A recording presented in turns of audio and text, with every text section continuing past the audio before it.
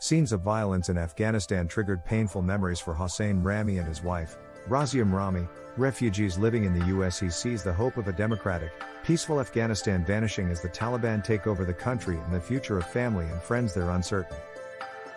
The couple know all too well the hardships that await the thousands of refugees fleeing.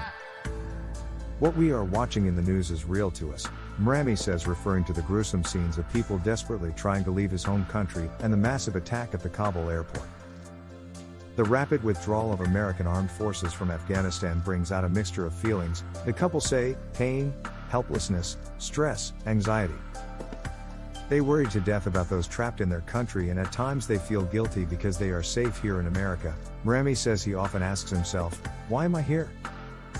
While Mahrammi nods in agreement.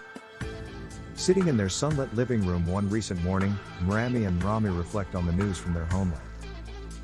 The couple and their 4 boys, ages 2 to 12 then, arrived from Kabul in March 2017 to the Washington, D.C. area, with suitcases stuffed with few belongings, including their beloved hand-woven Afghan rugs.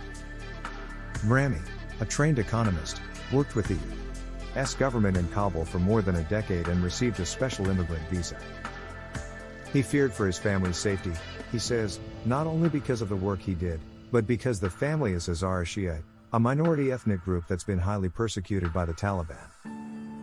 After these past 4 years in the U.S., the family is doing well. Mahrammi, 42, is studying for a business degree at a local college, and she has learned to drive. The boys are thriving and the family has moved from a small cramped apartment to a bigger, more comfortable place. While Mahrammi says that starting a new life in the U.S. hasn't been easy at times, they've embraced the culture and customs of their new country.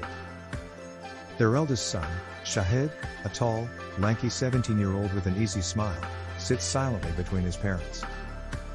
He has vivid memories of attending school in Kabul, where he says he left behind a lot of friends. "I think about them, my uncles, aunts, cousins. What's going to happen to them?" He softly answers his own question, "I don't really know." Last month President Biden announced that U.S. and NATO allied troops would leave Afghanistan by August 31st, and the withdrawal proceeded.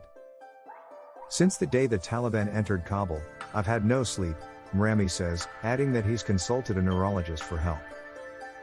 While he speaks, he alternates between holding his phone to keep an eye on the news and caressing a Tasbeh or prayer beads in his hand. "It helps me relax and focus," he says.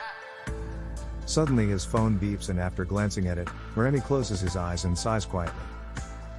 It's the news of a massive explosion at the Kabul airport that killed at least 13 U.S.